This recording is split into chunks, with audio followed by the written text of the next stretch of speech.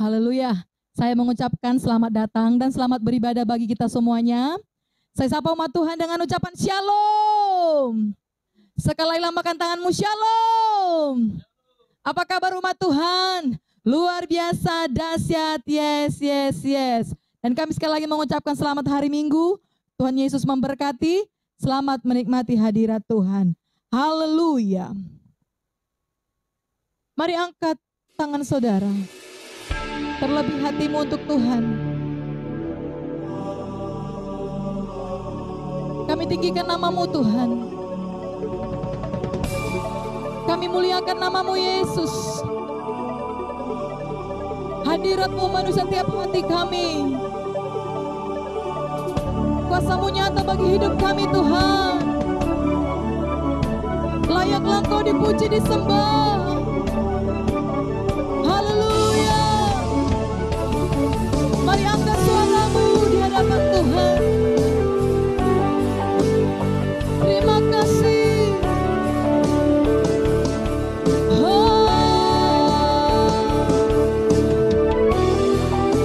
Terima kasih Tuhan. Alam semesta melukiskan kebesaran Tuhan. Bumi dan surga menyanyikan kemuliaan namamu. Hosana, Hosana. Katakan, layak dipuji, disembah. Kaulah yang bertata dulu, sekarang, dan selamanya. Raja atas segala raja, namamu besar termulia. Namamu besar dan termulia Tuhan Yesus. Alam semesta melukiskan kebesaran Tuhan. Bumi dan surga menyanyikan kemuliaan namamu. Hosana. Angkat kedua tanganmu. Hosana. Layak dipuji, disembah. Kaulah yang bertata dulu, sekarang, dan selamanya. Raja atas segala raja, namamu besar termulia. Terima kasih Tuhan. Engkaulah Raja kami, Engkaulah Tuhan kami. Engkau yang layak disembah. Dimuliakan namamu Yesus. Terima kasih Tuhan. Mari angkat hatimu, angkat suaramu, sembah dan agungkan nama Yesus. Hosana. Amin. Hosana. Hosana. Hosana.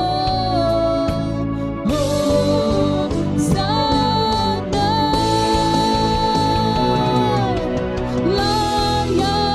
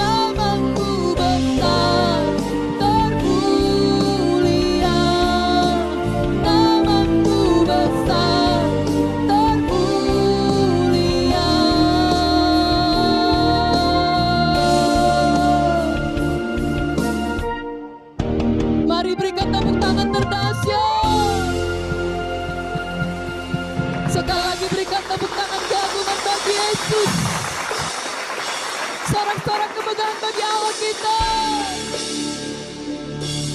Haleluya. Mari tinggikan nama Tuhan. Serahkan kemenangan bahwa Allah kita lahir dalam hidup kita.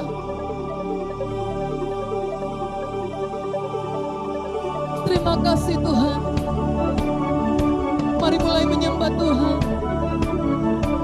Mari mulai meninggikan nama Yesus dengan cara saudara sendiri. Terima kasih Tuhan. Terima kasih. Haleluya. Mulialah namamu Tuhan. Biar kami menyenangkan hatimu, biar kami meninggikan Engkau. Sembah Dia, haleluya. Mari datang menyembah Tuhan. Tinggikan nama Yesus, muliakan namanya Tuhan. Umat yang Tuhan kasih, lebih lagi kita menyenangkan hati Tuhan. Tinggikan namanya. Hosana bagimu, Hosana bagi Sang Raja. Haleluya, haleluya. Oh Yesus, ditinggikanlah namamu Tuhan, dimuliakan namamu.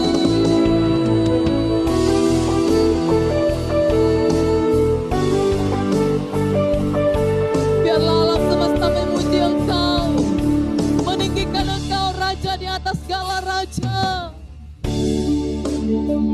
Kami sembah Kau Tuhan, kami tinggikan Kau Tuhan. Oh haleluya.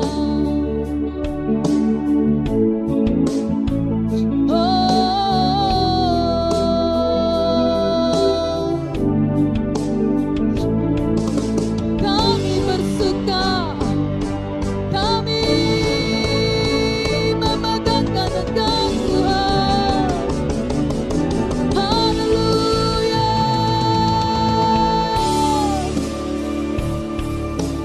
Saya undang untuk jemaat Tuhan bangkit berdiri bersama-sama di hadapan Tuhan. Muliakan Tuhan.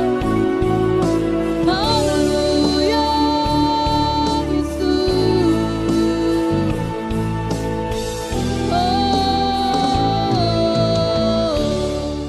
Mari angkat kedua tanganmu tinggi-tinggi di hadapan Tuhan. Kami meninggikan Engkau Tuhan. Terima kasih Tuhan. Engkau dahsyat dan ajaib dalam hidup kami. Tak terkatakan kebaikan-Mu dalam hidup kami Tuhan. Mari angkat tanganmu, katakan, Yesus, Yesus Kau baik. Hosana, amin. Hosana,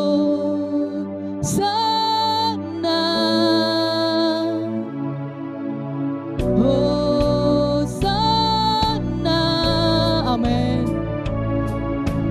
Hosana.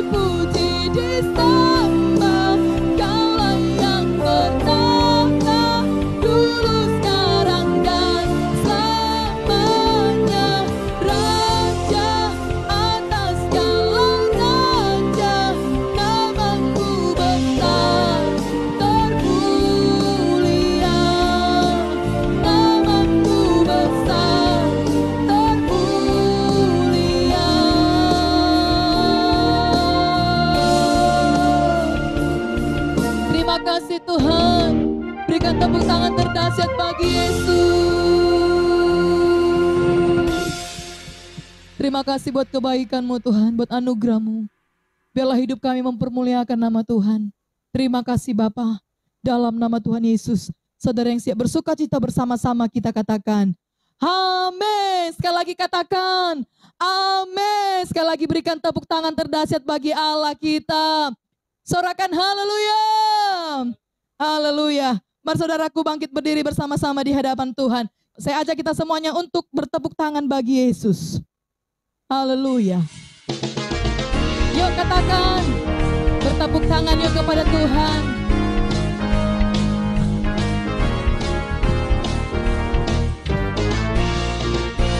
Katakan, tiada berkesudahan kasih setiamu Tuhan, selalu baru rahmat-Mu bagiku. Oh, oh, oh. Hari berganti hari, tetap kulihat kasih-Mu, tak pernah berakhir di hidupku. Yo, Tuhan Yesus baik, ye, ye, ye. Sungguh amat baik ya Tuhan, untuk selama-lamanya.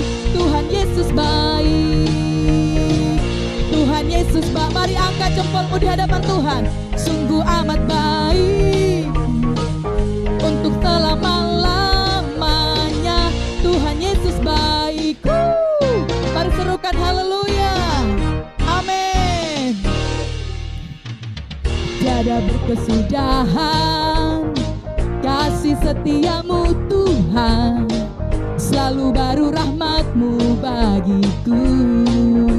Oh, oh, oh. Hari berganti hari, tetap kulihat kasih-Mu, tak pernah berakhir di hidupku. Lambaikan tanganmu. Tuhan Yesus baik, sungguh amat baik. Amin. Untuk selama-lamanya. Tuhan Yesus baik. Tuhan Yesus baik. Tuhan Yesus baik. Ye, ye, ye. Sungguh amat baik. Amin. Untuk selama-lamanya. Tuhan Yesus baik. Percaya Tuhan Yesus kita baik. Amin. Yang percaya yuk berikan dulu tepuk tangan yang terdahsyat bagi Allah kita. Katakan haleluya. Bersama-sama kita ya. Yesus baik bagimu, Yesus baik bagimu, dulu, sekarang, dan selamanya. Dia sungguh baik. Yesus baik bagimu, Yesus baik bagimu, dulu, sekarang, dan selamanya. Dia sungguh baik. Tuhan Yesus baik, sungguh amat baik, untuk selama-lamanya. Tuhan Yesus baik. Sekali lagi katakan, Tuhan Yesus baik, sungguh amat baik, untuk selama-lamanya. Tuhan Yesus baik, dari selama-lamanya, untuk selama-lamanya, sampai selama-lamanya. Tuhan Yesus baik. Berikan tepuk tangan terdahsyat bagi Allah kita. Haleluya. Saya persilakan jemaat Tuhan untuk duduk dalam hadirat Tuhan. Sebentar kita akan mendengarkan firman Tuhan. Mari persiapkan hatimu. Haleluya Tuhan. Terima kasih buat kebaikan-Mu. Terima kasih buat anugerah-Mu dalam hidup kami.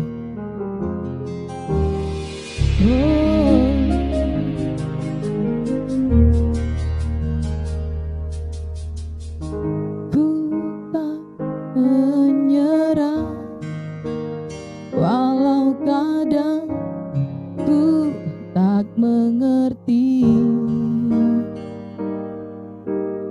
Tetap berserah, keyakinan di dalam hati.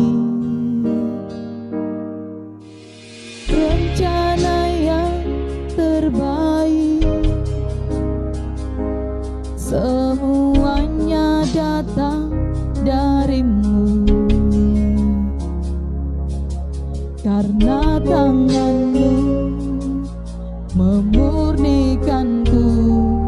Ku tetapkan hatiku untuk percaya tanpa syarat, tak akan goyah. Ku nyatakan imanku untuk setia, senangkan hati-Mu. Biarlah kami menyenangkan hati-Mu Tuhan. Terima kasih Tuhan Yesus. Mari katakan, ku tak menyerah, walau kadang ku tak mengerti. Tetap berserah, keyakinan di dalam hati. Rencana yang terbaik semuanya datang dari-Mu, karena tangan-Mu memurnikanku. Ku tetapkan hatiku percaya tanpa syarat, takkan goyah. Ku nyatakan imanku untuk setia, senangkan hati-Mu, senangkan hati-Mu, senangkan hati-Mu.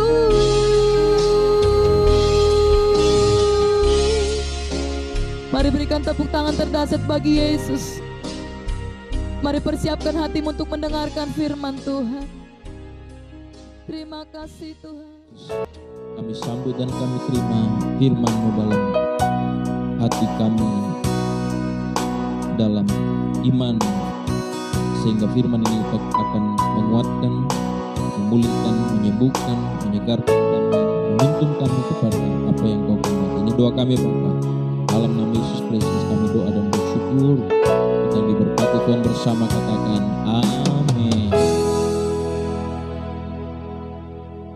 Baik, saya ucapkan selamat hari Minggu, shalom bagi kita semua. Baik umat Tuhan, jemaat Tuhan yang ada di Kuala Lumpur, Sungawe, yang sedang berkumpul hari ini di gereja. Saya sapa saudara dengan shalom. Saya belum mendengar suaranya, yang ada sekarang di Sungawe belum mendengar suaranya. Masih ada itu yang belum menyapa itu, walaupun mungkin melalui media, tapi kita tetap bisa bertegur sapa. Apa kabar? Shalom bagi kita semua. Lambaikan tangannya seperti ini, shalom. Saya senang saudara kalau saudara tetap bersuka cita, dan saya juga menyapa jemaat yang ada di Perindu, Johor. Apa kabar kalian semuanya? Saya ucapkan selamat hari Minggu dan shalom bagi kita semua. Nah, buat juga tangannya seperti ini, shalom.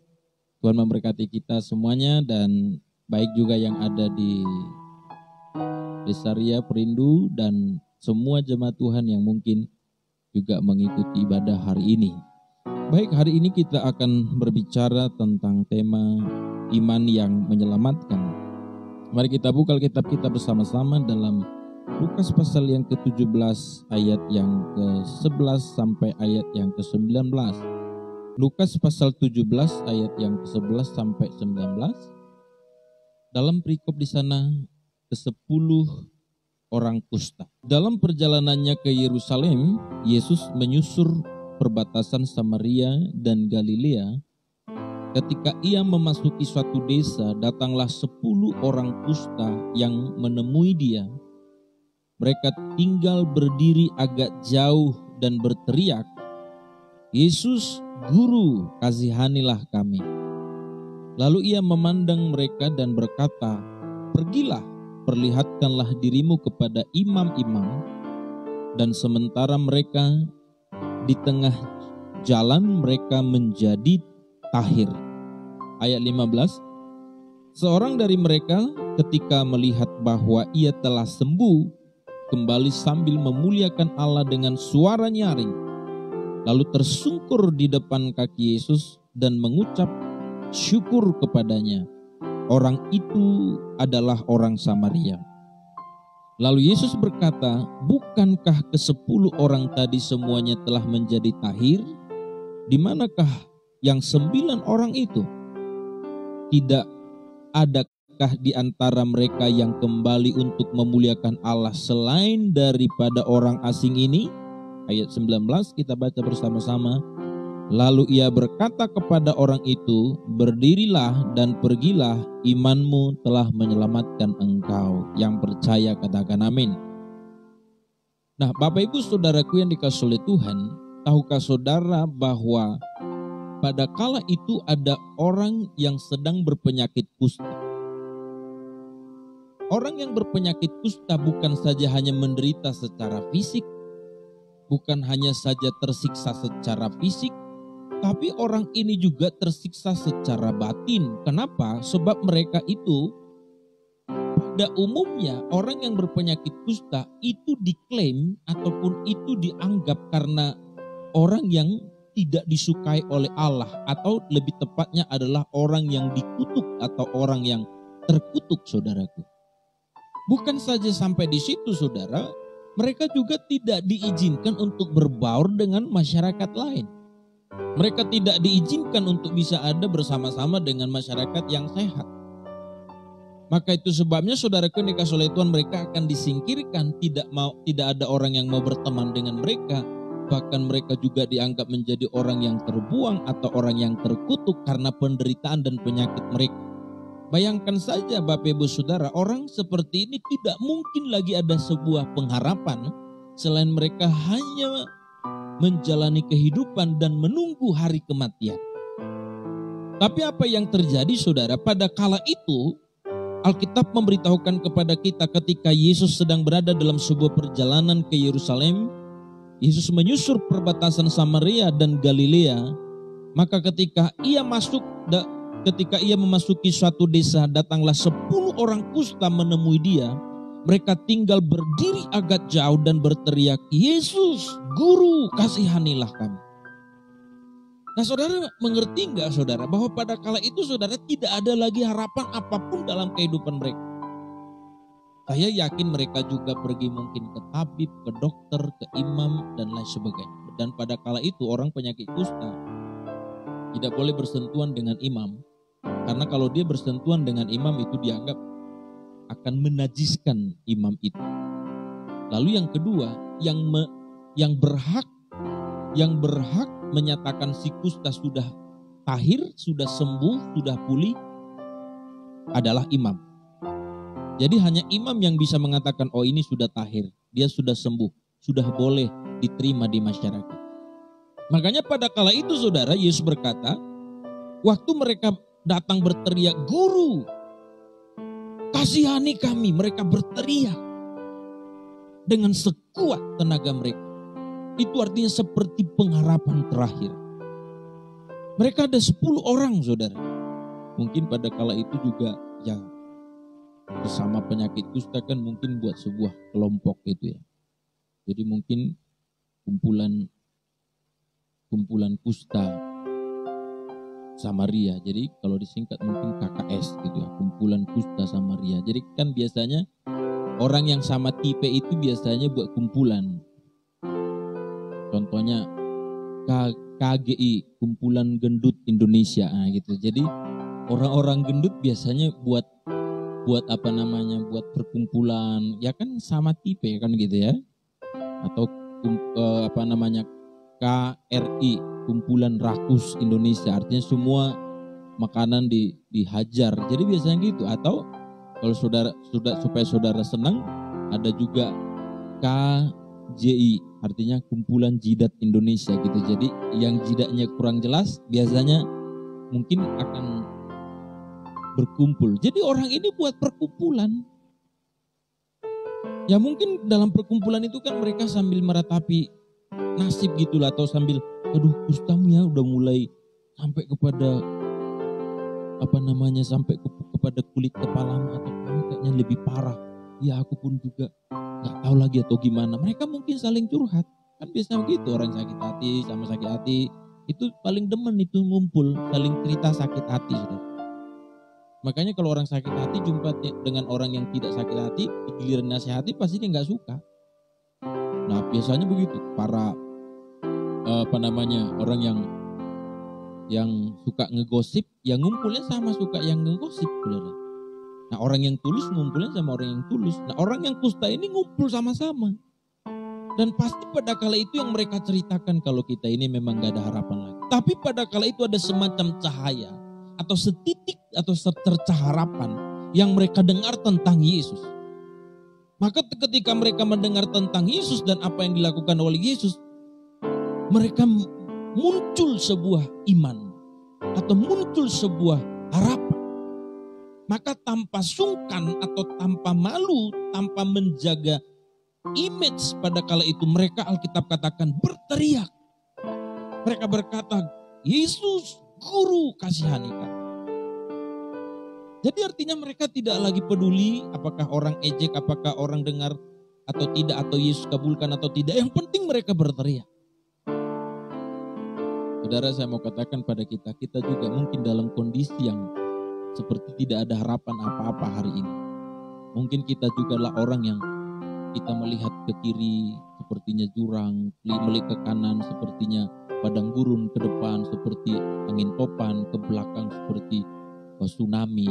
Lalu kita seperti berada dalam sebuah kondisi yang sepertinya kita serba salah atau tidak ada harapan atau tidak ada lagi sesuatu yang kita harapkan dalam hidup. Tapi dengar dengan baik, itu waktunya engkau tidak melihat ke kiri, tidak melihat ke samping, tidak melihat ke belakang, engkau melihat ke atas dan berkata, Yesus, tolong aku. Katakan amin.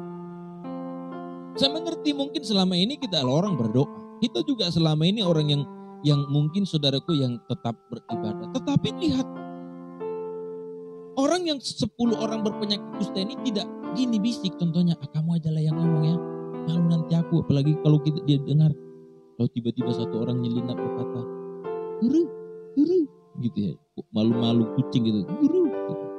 Padahal mungkin banyak orang di situ, Tuhan Yesus nggak dengar, tersinggung pula lagi kan, mentang-mentang aku sakit kusta, nggak didengarnya aku, kan begitu kita kadang-kadang kan, kita minta tolong sama orang karena kita nggak percaya diri, sebenarnya orang itu nggak dengar kita anggap kita nggak dipedulikan, kita tersinggung lagi. Tapi pada kala itu mereka berteriak. Ini menunjukkan kepasrahan total 100%. Gak ada pilihan lain. Gak ada opsi lain. Maka saya mau beritahukan pada kita, kerap kali Tuhan membawa kita kepada sebuah keadaan di mana kita tidak ada pegangan lain selain kita hanya berseru, Yesus, Guru, Tuhan kasihani aku. Saya mengerti saudara, teriakan di sini bukan berarti kalau kita berdoa harus teriak seperti dia. Tapi ini menunjukkan totalnya penyerahannya, totalnya pengharapannya, totalnya imannya. Dan apa yang terjadi, Alkitab mengatakan ayat 14, lalu ia memandang mereka dan berkata, pergilah, perlihatkan dirimu kepada imam-imam, dan sementara mereka di tengah jalan, mereka menjadi tahu. Jadi saudara perhatikan, ketika mereka sedang menaruh iman yang sepenuhnya kepada Kristus, apa yang terjadi? Apakah mereka langsung sembuh? Apa mereka langsung selesai masalahnya? Tidak. Yesus memberi perintah. Dia berkata, pergi, perlihatkan dirimu kepada imam-imam. Anda mesti mengerti bahasa ini. Tahu nggak saudara bahwa imam-imam menganggap orang kusta adalah najis. Imam menganggap kusta najis loh. Saya kan tadi mengatakan di awal, bersentuhan aja imam tidak sudi. Nah sekarang kan dalam kondisi belum sembuh, Yesus berkata, pergilah perlihatkan dirimu kepada imam. Nah ini kan sesuatu yang tidak masuk akal. Sesuatu yang berbanding terbalik dari yang diharapkan. Yesus tidak berkata, oke sini biar ku sembuhkan, atau pergi ke dokter, pergi ke tabib, atau makan ini, lakukan ini makan, maksudnya obat ini makan supaya kamu sembuh, atau sini ku tumpang tangani supaya kamu sembuh. Tapi Yesus berkata pergi kepada imam-imam. Maka bisa jadi pada kali sebenarnya kok ngapain kita disuruh kepada imam-imam, nanti imam-imam bisa mengusir kita. Tapi ini poin yang penting. Yang pertama tadi, ketika mereka punya iman yang teguh, sampai mereka totalitas berteriak kepada Tuhan, mereka punya ketaatan, walau itu tidak seperti yang dipikirkan, tidak seperti yang biasanya. Tuhan seringkali, saudara, tidak langsung menjawab pergumulan kita, tapi Dia membawa kita kepada sebuah jalur atau jalan yang harus kita jalani dengan sebuah ketaatan, tanpa bersungut-sungut, tanpa membantah, walau itu tidak masuk akal atau walau itu tidak seperti yang kita harapkan. Yang mengerti katakan apa? Coba kalau seandainya salah satu dari antara mereka berkata, ngapain kita pergi ke imam? Imam aja gak sudi lihat kita kok. Ini Yesus ngawur ini. Mestinya dia tumpang tangan atau dia cuma sekedar ngucapin sembuh, kita sembuh kok. Ini kok disuruh ke imam, kalau ke dokter lumayan. Tapi pada kala itu Alkitab mengatakan ketika Tuhan berkata, lalu Ia memandang mereka dan berkata, pergi perlihatkan dirimu kepada imam-imam. Dan sementara mereka di tengah jalan, nah ini, ketika mereka sedang berjalan, saudara, maka di situ terjadi kesembuhan. Jadi saya mau katakan kepada kita, ketika kita sedang berjalan dalam rencana Allah, mungkin kita tadi punya masalah, punya tantangan, punya kepahitan, punya banyak problem. Lalu Tuhan, saudara, mengarahkan kita kepada apa yang sedang diperintahkan, apa yang sedang diharapkan untuk kita lakukan. Walau pada kala itu, ibaratnya kan sama seperti contohnya saudara komunikasi itu, mereka butuh kesembuhan malah pergi disuruh ke dokter. Ibaratnya kita butuh A, lalu Tuhan suruh kita melakukan B, melakukan C. Nah, kita banyak masalah, Tuhan justru suruh kita untuk nolong orang. Kita banyak penderitaan, banyak kesulitan, Tuhan justru suruh kita untuk menguatkan orang lain. Kita banyak kesibukan, Tuhan justru suruh kita ikut melayani. Nah, ini kan enggak seperti yang kita harapkan. Harusnya waktu kita banyak kesibukan, banyak masalah, ya masalah kita diselesaikan, bukan ditambah lagi kesibukan lain.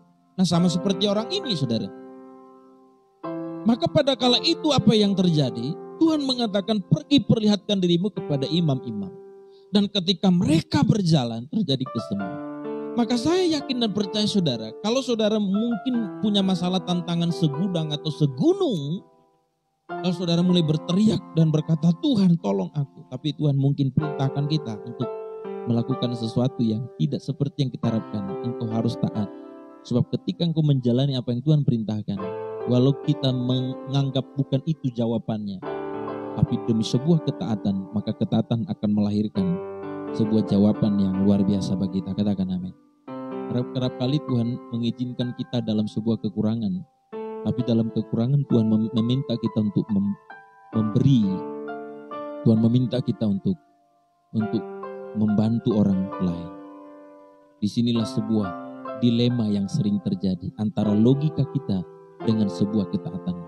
Tapi orang kusta ini, saudara, logikanya mungkin tidak terima, tapi demi sebuah harapan kesembuhan, mujizat, mereka melakukannya dengan taat. Ada ketaatan-ketaatan yang harus kita lakukan, saudaraku. Waktu kita bermasalah di keluarga, bermasalah di pekerjaan, bermasalah di masyarakat, Tuhan tidak langsung menyelesaikan itu secara spektakuler.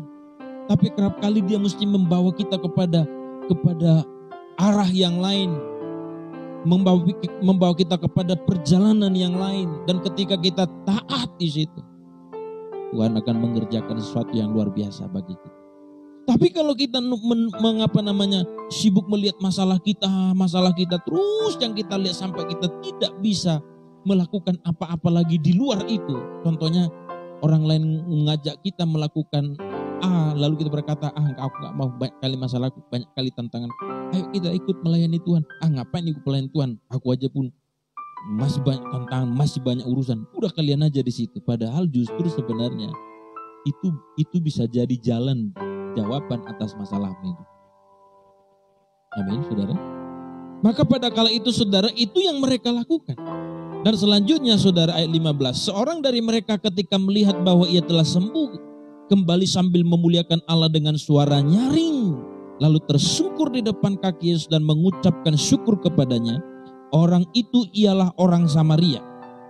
Lalu Yesus berkata, bukankah ke-10 orang kusta tadi semuanya telah menjadi tahir? Di manakah yang 9 orang itu?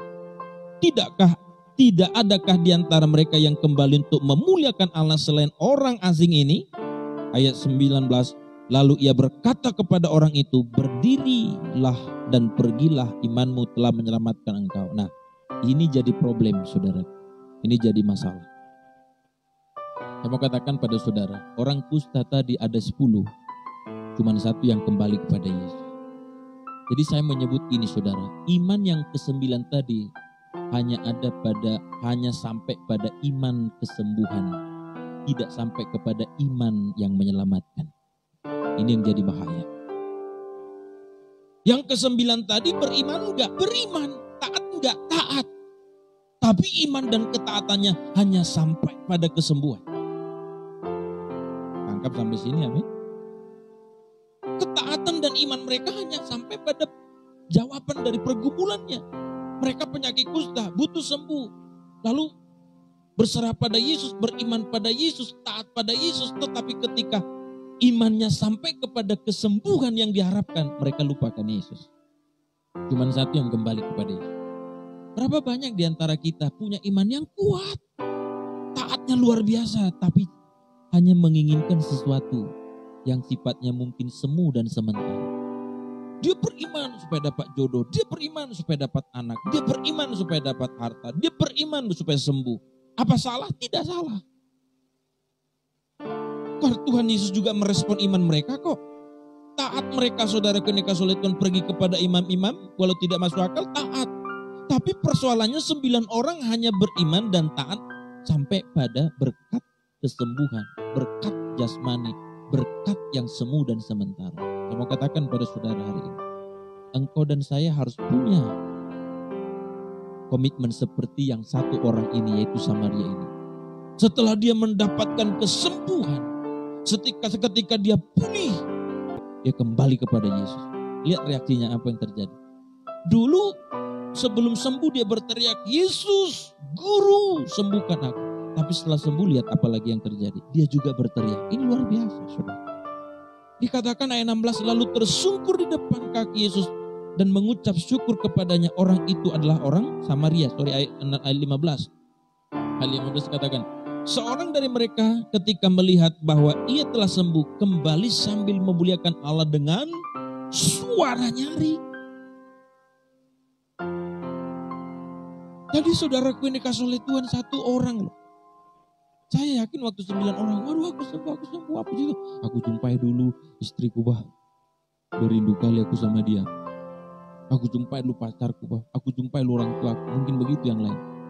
Tapi yang 1 ini, kalian sembuh tapi tidak berterima kasih kepada Yesus. Udahlah, enggak sosok-sosok rohani lah.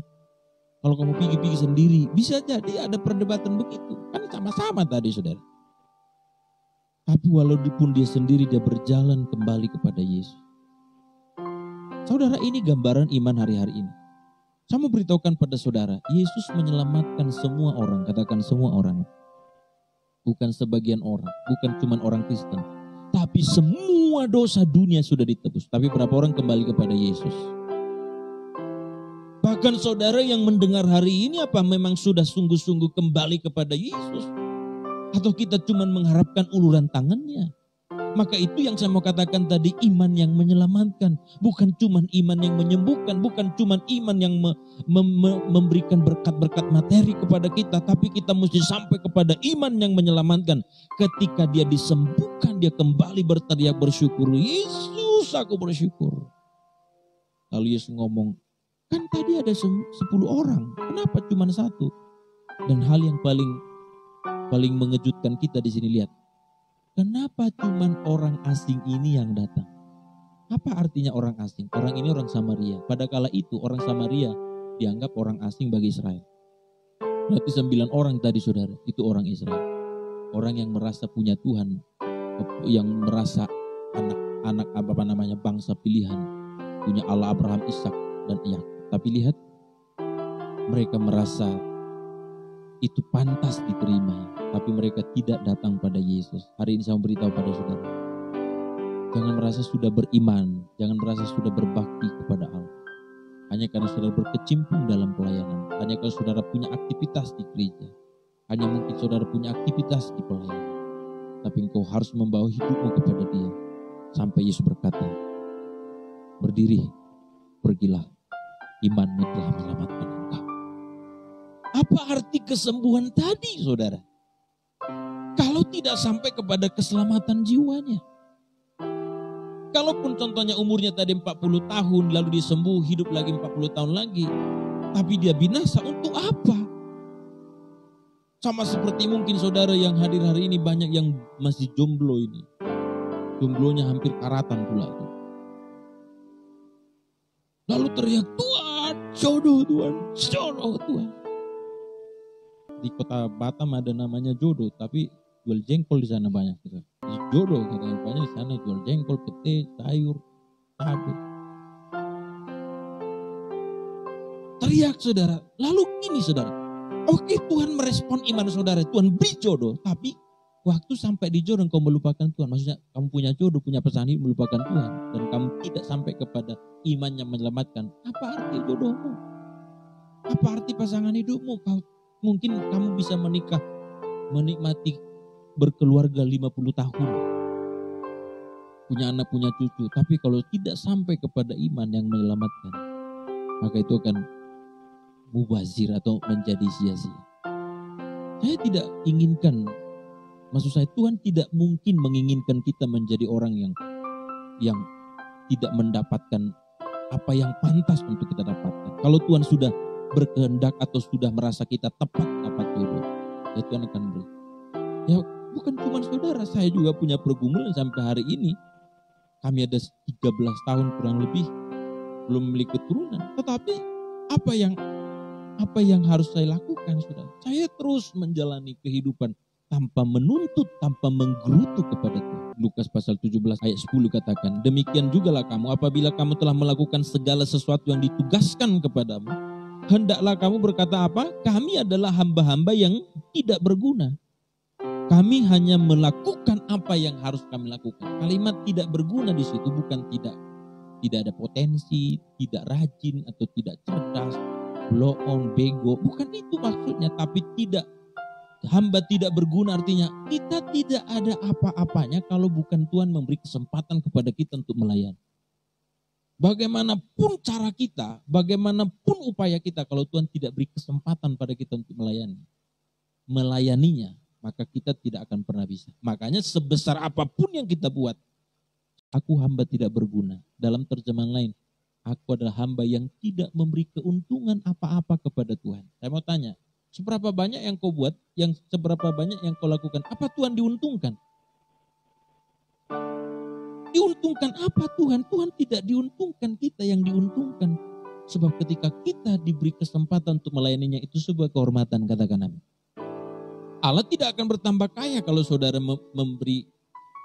Sebab yang ada padamu jangankan uangmu, rambut dari ujung rambut sampai telapak kaki, itu pemberian. Katakan pemberian. Siapa yang memberi? Tuhan. Jadi kalau saudara melayani melalui talenta, melalui uang, melalui kecerdasan, melalui kepintaran, melalui kerja keras, Tuhan tidak bertambah apa-apa. Sebab apa yang ada padamu itu dari Tuhan. Makanya dikatakan aku adalah hamba tidak berguna. Maka sampai kalau saudara merasa berjasa dalam pelayanan, itu artinya saudara kita menganggap pantas mendapat sesuatu. Tetapi apapun yang kita lakukan, kita tidak boleh menuntut. Tapi satu yang kita pastikan, Tuhan tahu yang terbaik bagi kita. Katakan amin. Ingat Lazarus yang miskin itu, Tuhan gak sembuhkan sampai mati. Apa Tuhan tidak sayang sama dia? Apakah Tuhan kejam? Apakah saudara yakin bahwa Lazarus tidak berdoa? Yakin saya dia berdoa bergumul, teriak mungkin berpuasa. Tapi kenapa tidak sembuh? Tuhan mengizinkan hal itu sampai akhir hidupnya. Makanya sampai kisah Lazarus harus ditulis sampai kepada kisah di balik kematiannya. Waktu dia mati, dia disambut oleh Bapak Abraham, Bapak orang beriman. bukan berarti kita tidak boleh bergumul untuk kehidupan kita sekarang. Silakan bergumul. Silakan berdoa, silakan beriman kepada Tuhan. Tetapi yang saya mau katakan kepada kita akan menjadi sesuatu yang sia-sia. Seperti 9 orang tadi, saudaraku, mendapatkan sebuah mujizat atau sebuah kesembuhan dengan iman dan ketaatan mereka. Tetapi mereka tidak sampai kepada apa yang sesungguhnya, apa yang seharusnya. Paulus pernah berkata, kita adalah orang yang paling malang kalau kita hanya berharap kepada Kristus tentang apa yang hanya ada di dunia ini saja. Ngerti sampai di sini, amin? Paulus ngomong, kalau kau hanya berharap kepada Kristus, hanya kepada apa yang ada di dunia ini, itu adalah kita orang paling malang. Kenapa paling malang? Sebab sesungguhnya ada pengharapan yang lebih hebat, yang lebih istimewa. Apa itu?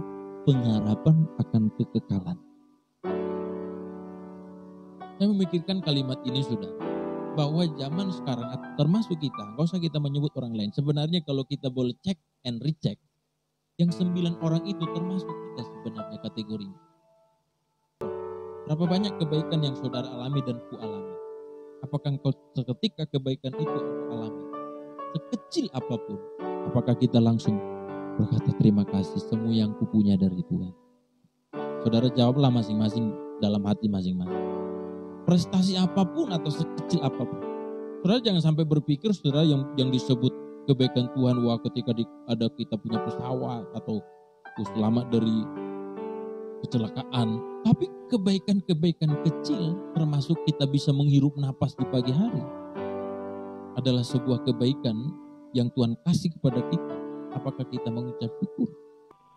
Tetapi kita mengabaikan, melupakan, bahkan kerap kali apa yang kita dapat kita jadikan jadi kebanggaan. Gini loh, gue gitu loh. Walaupun mungkin kita nggak ngomong secara langsung, gue gitu loh, saya bisa loh, dia seperti lu. Itu mungkin dalam hati itu sebuah kejahatan, tapi kita mesti berkata, Tuhan, apa yang kuperoleh sebagai caraku untuk memuliakan Engkau, dan yang kubutuhkan bukan cuma sekedar iman yang menyembuhkan, iman yang memberikan berkat kelimpahan secara jasmani, tapi iman yang sampai kepada keselamatan jiwaku, karena Engkau telah menebus aku dengan darah-Mu. Katakan amin. Tuhan menyediakan keselamatan kepada kita, bukan upaya kita, bukan kerja keras kita, tapi kita mesti mengimani dengan seperti seorang ini, dia datang tersungkur kepada Yesus. Dia datang tersungkur kepada Yesus. Hari ini saudaraku yang dikasihi oleh Tuhan, saya akan tutup khotbah ini. Saya mau katakan kepada saudara, saya nggak tahu apakah saudara sudah berteriak dengan segenap hati tentang komitmenmu untuk mengikut Tuhan, atau kita cuma berteriak tentang kebutuhan keperluan kita di dunia sementara ini. Tapi sudahkah kita berkata, Tuhan, aku mau mengikut Engkau dengan segenap hati. Aku mau mengikut Engkau di tengah hiruk pikuk dunia yang kacau balau, atau di tengah hiruk pikuk pikiranku yang mengambang kemana-mana. Maka di situ kita mesti berteriak dan berkata, Tuhan, aku butuhkan Engkau. Aku memerlukan Engkau. Aku mau memegang tangan-Mu. Amin, saudara. Ini mesti saudara serukan dari hati saudara. Nggak perlu harus didengar orang, nggak perlu harus cerita ke orang, tapi harus dari hati yang terus terkoneksi kepada Tuhan. Tiap doa kita kerap kali kita bawa pikiran terambang. Jangankan saudara, saya juga begitu, kita berdoa, haleluya Tuhan, pikiran kita bisa ngambang kemana, teringat semalam beli goreng, padahal sambil doa haleluya, haleluya, bisa gitu. Terus terbayang lagi, wah semalam jumpa orang hitam, lu siapa itu, haleluya, padahal haleluya di mulut. Kita jujur aja, saudara. Habis itu kadang-kadang saya berkata, Tuhan dalam nama saya selalu mencoba berdoa begini. Saya selalu mencoba berdoa, waktu berdoa terima kasih Tuhan, saya imani atau saya, kalau dalam bahasa saya bayangkan Tuhan sedang ada di hadapan saya. Jadi saya sedang berbicara. Tapi kalau boleh jujur, kadang-kadang nggak bisa konsisten, maksudnya 5 menit bisa buyar lagi. Tapi kita mesti melatih terus sampai kita benar-benar menjadikan Tuhan itu nyata. Waktu kita berkata, Tuhan, Kita tidak ngomong ke angin, tidak ngomong mengambang, tapi Tuhan, kita mesti yakin Tuhan yang adalah hadir, maha hadir, ada dan mendengar doa kita. Amin. Sebabnya saudara, waktu kita berkata, Tuhan, aku bersyukur. Yesus berkata, berdirilah, bangkitlah, imanmu menyelamatkan engkau. Seburuk apapun keadaanmu hari ini, seterpuruk apapun engkau, kau tersungkur di kaki Tuhan. Mungkin di mata orang kita begitu remeh, begitu hina, begitu tidak ada arti. Waktu kau berkata, Tuhan, aku membutuhkan engkau. Tuhan tidak berkata, pergi sana, nyusahkan kamu. Tidak seperti itu Tuhan katakan, tapi berkata, berdiri. Artinya dia mengangkat derajat kita dari orang hina menjadi orang yang dimuliakan, sehingga kita bisa bersama-sama dengan dia kelak dalam kerajaannya. Amin. Saya harapkan semua kita yang hadir hari ini, walau kita mayoritas yang muda-muda, yang ada di Kuala Lumpur, yang ada di Johor, yang ada di Desa Ria, bahkan yang ada di Indonesia, dimanapun saudara, khususnya Batuan yang tergembala di GBI Konstitusi, tidak ada yang kita harapkan, tidak ada juga yang harus saya harapkan dari saudara selain bertumbuh dalam Tuhan. Saudara boleh melupakan saya dan tidak perlu mengkultuskan siapapun. Saudara tidak boleh melupakan Tuhan. Saudara harus mengingat Tuhan, harus terkoneksi pada Tuhan. Tuhan sedang melatih kita hari ini. Kita tidak bisa bertemu secara fisik, tapi kita bertemu di dalam iman, dalam roh, dan dalam hadirat Tuhan. Amin. Maka saya berharap semua kita mesti bertumbuh. Engkau yang jauh, mari kembali lagi. Engkau yang suam-suam kuku, bangkit kembali. Jangan banyak menggerutu, jangan banyak bersungut-sungut, jangan banyak nuntut, engkau banyak masalahmu, jangan tuduh Tuhan melakukan hal yang keliru dan membawa kamu kepada alur lain seperti tadi. Supaya Tuhan menjawab pergumulanmu dengan cara yang dia anggap tepat bagi kita. Amin buat firman Tuhan. Mari kita datang kepada Tuhan. Haleluya. Satu-satunya yang kuandalkan, satu-satunya yang ku percaya, Engkau sumber kekuatan, sumber pengharapan, sumber kedamaian. Satu-satunya yang ku andalkan, satu-satunya yang ku percaya, Engkau Tuhan memberkati, Tuhan penyembuhku, Tuhan pemulih. Satu-satunya yang ku andalkan, satu-satunya yang ku andalkan, satu-satunya yang ku percaya, Engkau sumber kekuatan, sumber keharapan, sumber kedamaian. Satu-satunya yang ku andalkan, satu-satunya yang ku percaya. Engkau Tuhan, Engkau Tuhan memberkati, Tuhan penyembuh, Tuhan penyelamatku, Tuhan penyelamatku. Engkau Tuhan memberkati, Engkau Tuhan memberkati, Tuhan penyelamatku, Tuhan penyelamatku. Mari semua berdoa. Terima kasih Tuhan, kami percaya kepadamu, biarlah kami beriman kepadamu, iman yang hidup, iman yang hidup.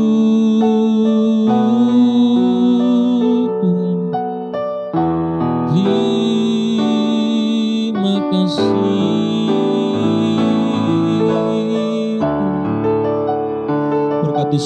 umat-Mu dimanapun berada hari ini. Kiranya iman yang menyelamatkan terpelihara di hati kami ya Tuhan.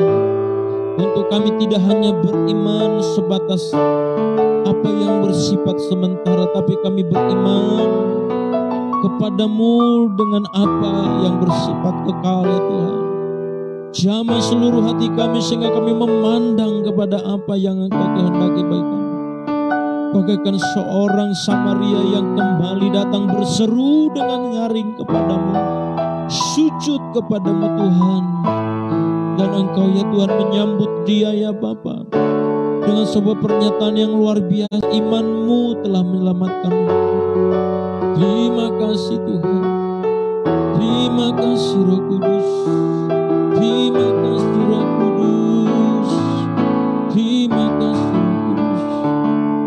Biar kami mengimani, iman kami bertumbuh akan hal-hal yang kekal. Iman kami bertumbuh akan apa yang kekal ya Tuhan, bukan hanya apa yang sementara. Dalam nama Yesus Kristus, dalam nama Yesus, sehingga kami benar-benar terikat kepada Engkau, menyatu dengan Engkau ya Tuhan. Terima kasih Bapa yang baik. Ini doa kami Tuhan Yesus. Dalam nama Yesus Kristus kami doa dan bersyukur. Terima kasih Bapa.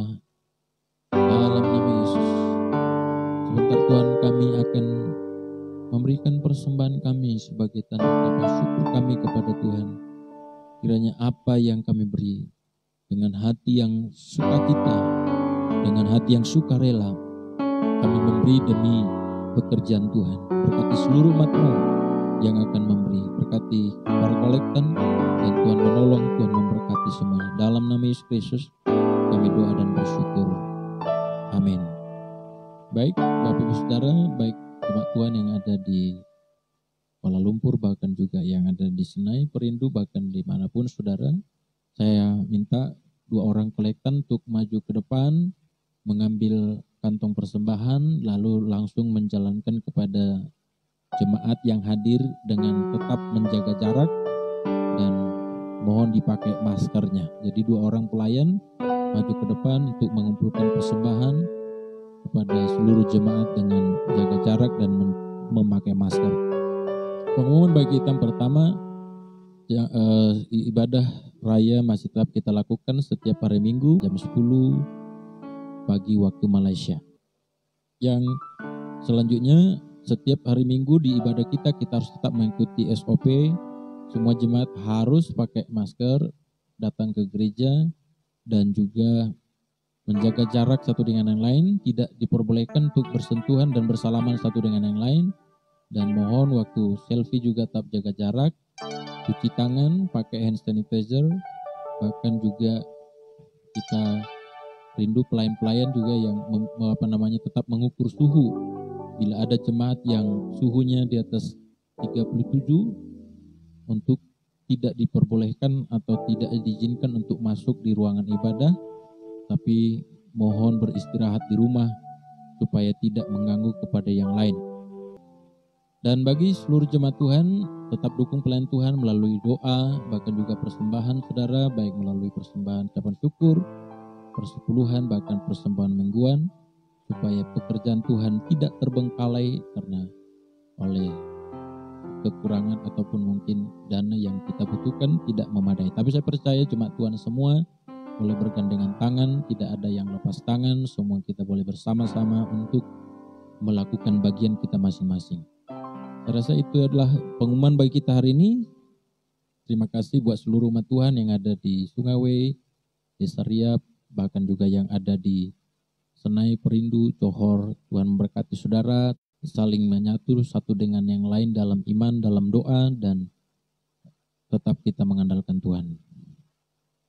Demikian warta kita hari ini, kita akan akhiri ibadah kita. Mari kita bangkit berdiri bersama-sama, kita akan akhiri ibadah ini.